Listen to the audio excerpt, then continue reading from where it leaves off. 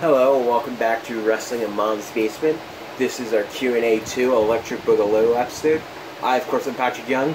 This gentleman right gets these hands. Sounded gayer than I wanted it to. Joe Venuto. I'll be getting your hands later. Ew. This is our number 2 Q&A for the week of July 15th. But before we get to the Q&A, we forgot to pick our random pay-per-view. Yes. For our retro pay-per-view for next next Monday's podcast. Yes. WWE Payback 2016. AJ Styles, Chaz Roman Reigns for the World Heavyweight Championship, plus Dean Ambrose, Kevin Owens, and more.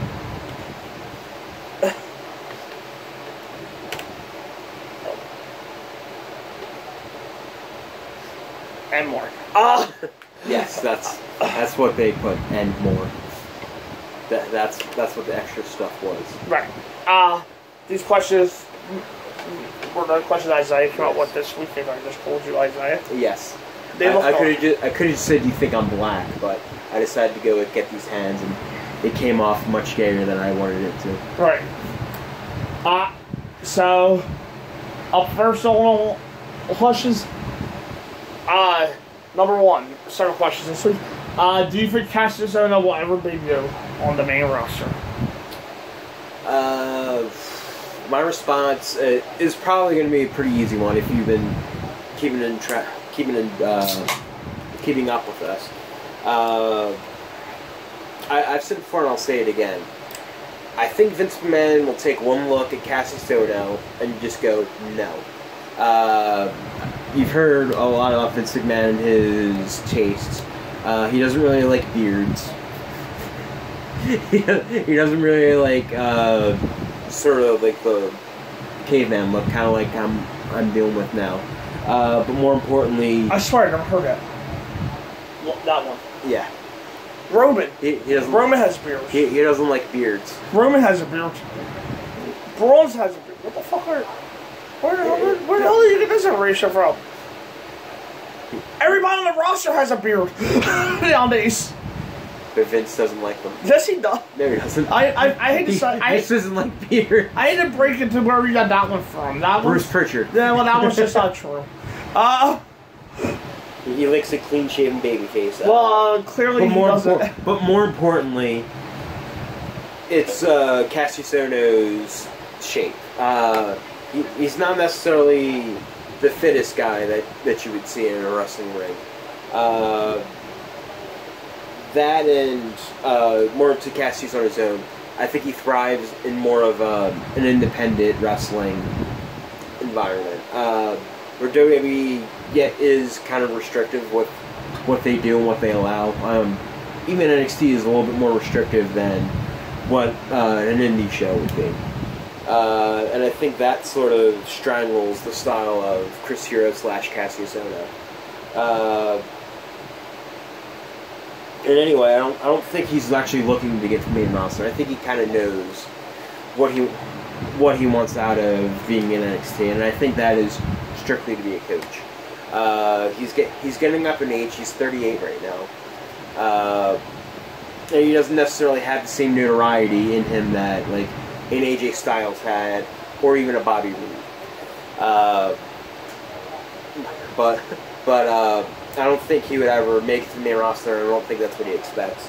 However, hope for him, if he does have that hope for him maybe coming soon with Vince taking less time, spending less time on the main roster in WWE. Because Vince will be taking on NXT show. Yes. Right? Mm-hmm. Yeah?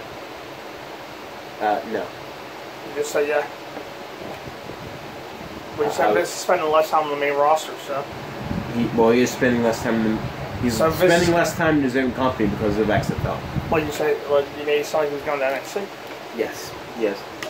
In short, oh no.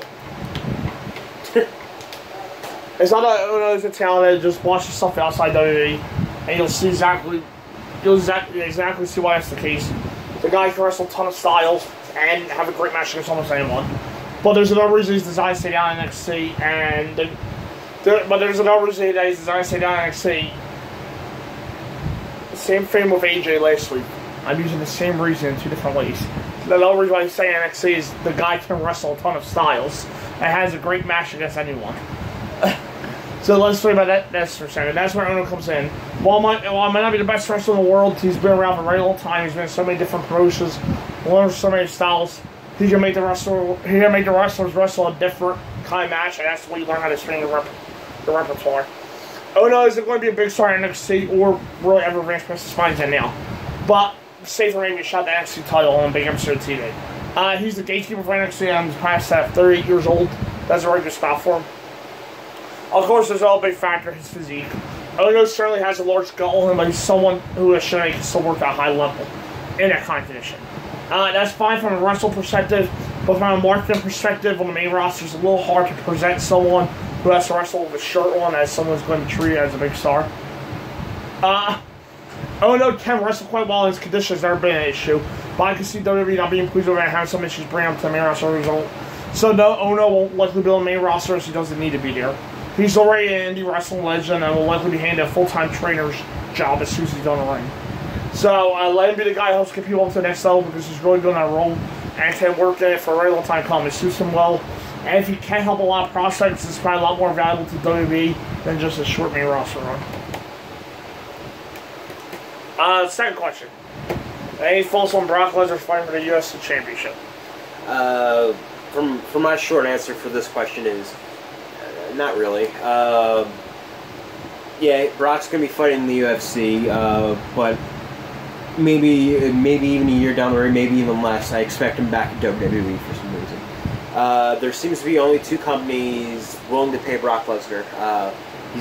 He's a failed football player. He hasn't really done anything else for his adult life besides wrestling and MMA. So unless he's going to retire relatively soon, I half expect him in WWE within the next 2 years. Yeah, I can come up with a few thoughts. I mean, if I can remember anything about Lesnar, since he has been in WWE for nearly 3 months, and there's no reason to believe he'll be there for another month. And for those of you who have not seen the clip yet, Lesnar jumped into the UFC Octagon last Saturday night at UFC 226 and shoved new heavyweight champion Daniel Cormier. Lesnar said he won the title in the match was soon confirmed, likely taking place in January, when Lesnar's suspension for performance-enhancing drugs is over. Of course, this all happened while Lesnar is the reigning and officially defended WWE Universal Champion. In theory, he'll be defending the title SummerSlam next month, but you never know given how things have been going in the league. I'm assuming he does, though. There's the question of whether or not he leaves with the title. I know that sounds a little insane, but if he's going to fight in the UFC again, but is it that crazy? Can you imagine how happy it will make Vince McMahon to have Lesnar pose with the UFC heavyweight title on one shoulder and the Universal title on the other? Yeah, it'll probably give Vince an erection.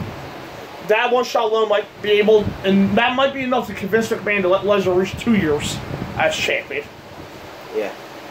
It's not like we're that far away from him hitting such a milestone anyway. And while it will be a nightmare for the fans, if McMahon has a starting cure by now, another 9 months is going to change his mind. While I'm not a huge UFC fan, I do follow the sport enough to have an idea of what's going on. My first question is why Lesnar's getting a title shot from not actually winning a fight and having that win stand since July of 2010. Then I, of course, realized that he's going to be a star and UFC is desperately in need of star power. That's probably why CM Punk got his second fight. That makes a lot of sense, and while I'm willing for the fans of UFC, it's the way you run business. Lesnar is a big star, and someone's going to get fans to buy a show. Put him on the card basis from a business standpoint, I can't say I disagree. The thing is, though, is Lesnar has quite the career of his own away from the UFC, and the UFC is smart enough to capitalize on this. What makes UFC fans more annoyed? Having some fake wrestler come and take over the promotion. Lesnar will draw on wrestle fans who want to cheer him and hardcore UFC fans who want to see him get beaten up and sent round back to the fake wrestler show. Overall, I'm not wild on Lesnar going to the UFC for a title shot because I'm worried that WWE will somehow keep the Universal title on him for the shot at the 2 belts thing. That's one of the worst things that happened to WWE, that happened to the WWE fans. But WWE will probably love to go with something that gives them all week's worth of publicity for the sake of annoying the fans even more. If they keep pushing Roman Reigns, no matter how Bayley's goals are for, they'll do this as well. Yeah. Third question: if Neville if Neville does come back to WWE, do you think he should return to 205 Live or join the NXT UK division? Well, there's kind of a couple ways to think about this. I'll actually start off with where he'll be most useful. That would be 205 Live. Just because I think just the brand needs something.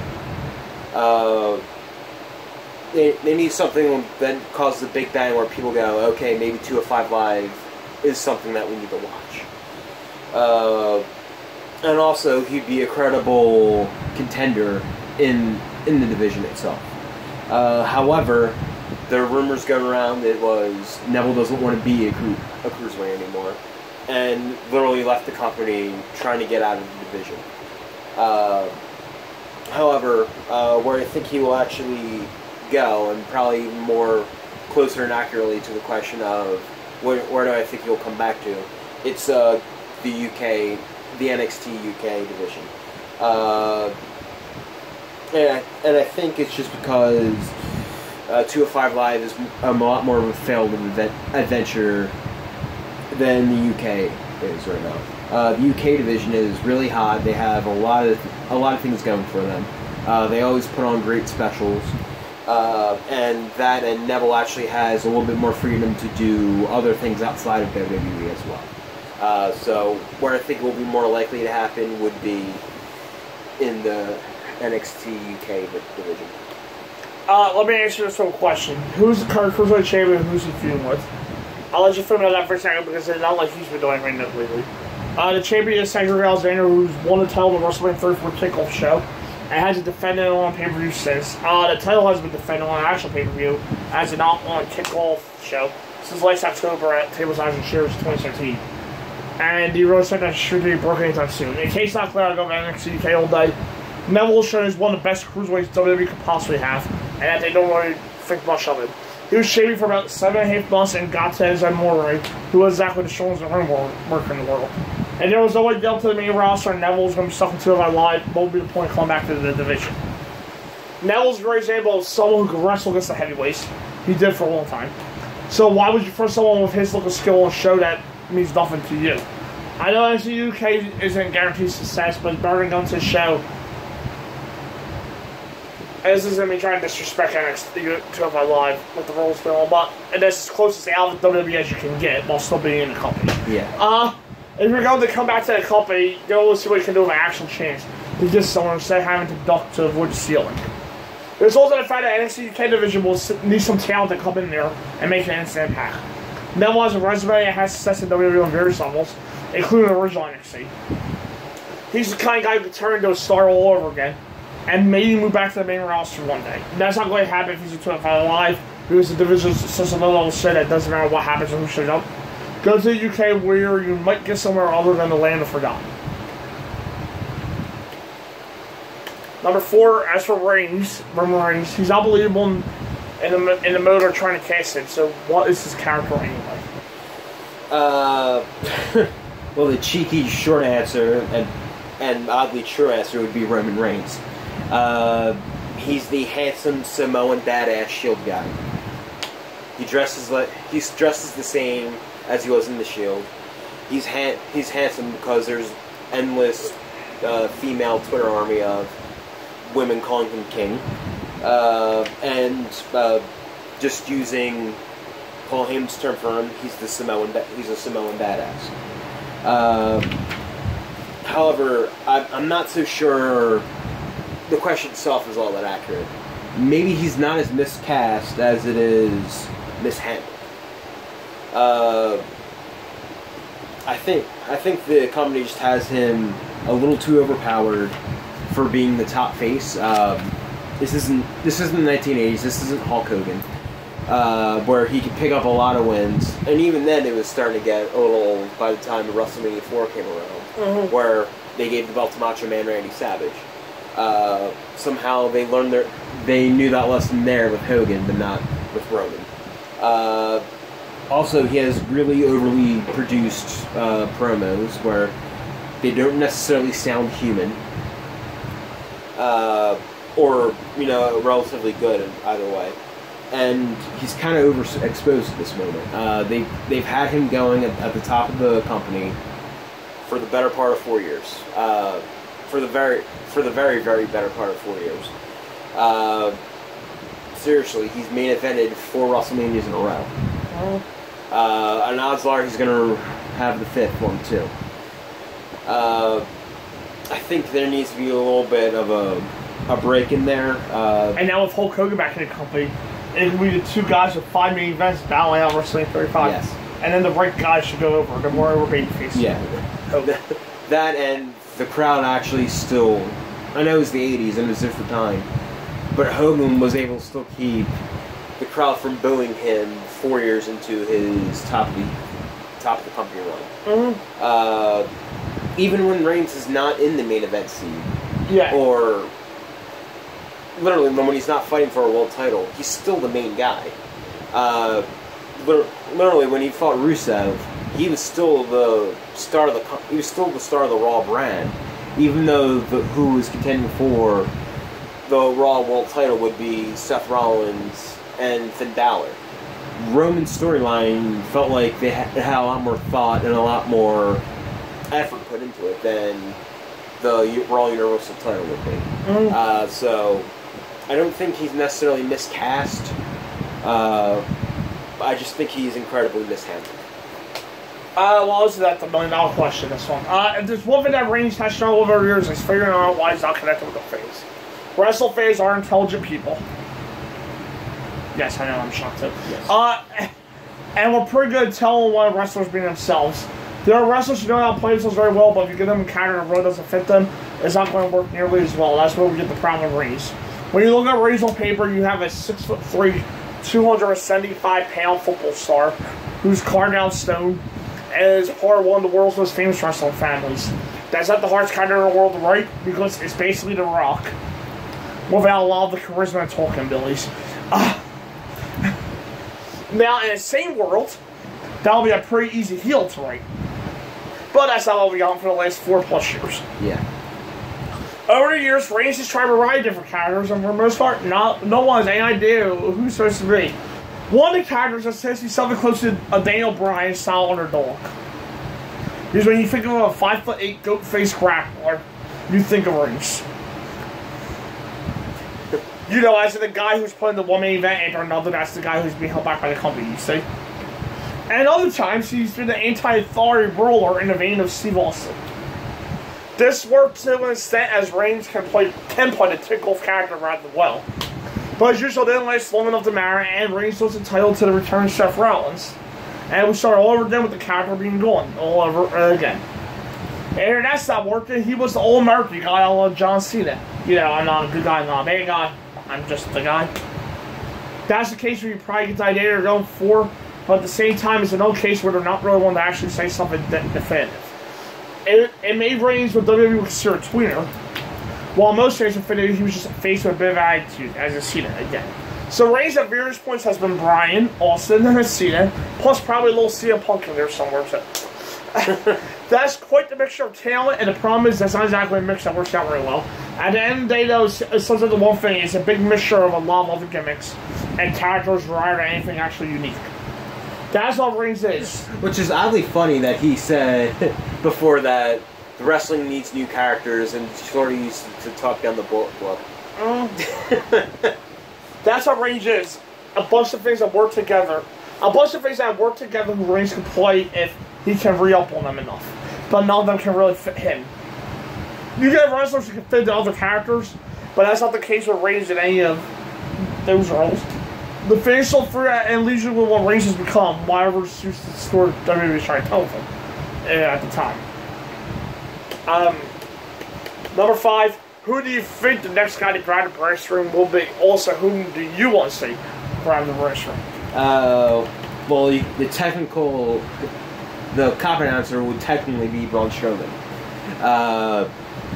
He's not necessarily been the top face in the company. Right. He's gotten a mega push. Don't get me wrong, but he's not necessarily the brass ring guy yet. Yeah. Which will probably be coming soon. He has the Money in the Bank briefcase. Champion's on his way out within the next month or so. Mm-hmm. So odds are technically you could say Braun Strowman. However, I'll give you a less cop-out answer. I'm actually going to go with Drew McIntyre. So Braun's he thinks the next guy. Grab so, it. I said technically you could... Yeah, I mean, no, dude, Braun's answered the question one, right? The first part. He's the next guy he thinks might No, grab I said technically you could say... Technically the first answer you could say is Braun Strowman. But I think it's going to be Drew McIntyre for the first answer. Not who I want it to be, who I think it's going to be. Oh, so you don't want it to be Drew? No, I want it to be Drew. But I prefer somebody else. But I think Drew's going to be the next guy. Okay. Just because in like 2009 or so, they wanted to push him where he wasn't necessarily ready for it. It's not the Drew McIntyre you see today. Not that aggressive, mean streak Scotsman where he feels like the roster's gone complacent. It was the chosen one, Drew McIntyre. Where he didn't necessarily know how to handle a large crowd or... I don't remember his promo work being all that great back then either. But now all those things have been completely corrected. He's ready to go, and I think he will officially be the next guy. Who I want it to be is Finn Balor. Finn's oddly still over, even though he's gotten very little focus over the last year. And I think he's also easily fixable.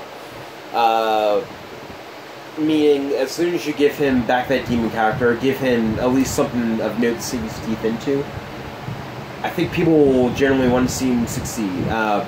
Bullet Club's been the hottest thing in wrestling for 2 years. Finn's merchandise literally is practically Bullet Club merchandise. It's literally just a step off of being Bullet Club merchandise. Mm-hmm. People are very behind the Bullet Club. People are behind Finn. People want to see the guy succeed. The person I want to get it more is Finn Balor. I had two answers for each. I made no secret of the fact that I absolutely love Drew McIntyre. As far as I'm concerned, he's the complete package. As someone who could be WWE champion tomorrow, let alone whenever his time finally comes up. That's not something you get very often, and I'll love to see a person moving back without so much of a blink of an eye. Now, I think the next guy is to grab it for WWE.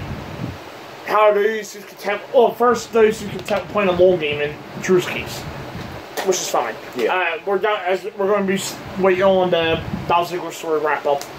Instead of going with the story that's ready to jump off the page, right? Then everybody's alright. McIntyre could be a top star quickly, and I love to see him move up for the main event where he can thrive. But since that has happened in the moment, there's a couple of options. The two for WWE, the next guy grabbed a price for I'll start the person that's likely to get the next big shot at the main event with Bobby Lashley. After he returned at Night in Wrestling 34, along with several others, including McIntyre.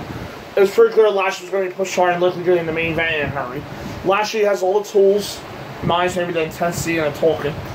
Now you would need to push someone in the main event scene, one shopping scene, get a push. The other option for who do you think will get next is Braun Strowman. Because he's someone who has the golden ticket and foreign money in the bank briefcase. It's really easy to see how much WWE has already put into Strowman and how protected he's been, and it will be easy to see a cash in that turns Strowman into a world champion that he probably should have been about a year ago. Strowman can go win a title and hold it for a few months, likely until Reigns takes it from him. Because, well, you get the point right now. And finally, for an all bonus for who do I want besides McIntyre, Andrade Cien. Oh, yeah. He's 28 years old. He's got the experience. He's been successful around the world, including in NXT. He can be a star in both America and Latin America. He has a great chemistry with managers Zelina Vega. And there's ever been someone just ready to go and take a push like this, I'm not sure who it is. Let him get the rocket push because there's not much left for him to do, and waiting around people has exactly proven the most effective way to make new stars in WWE. Next video, we have question 6 and 7. Yes.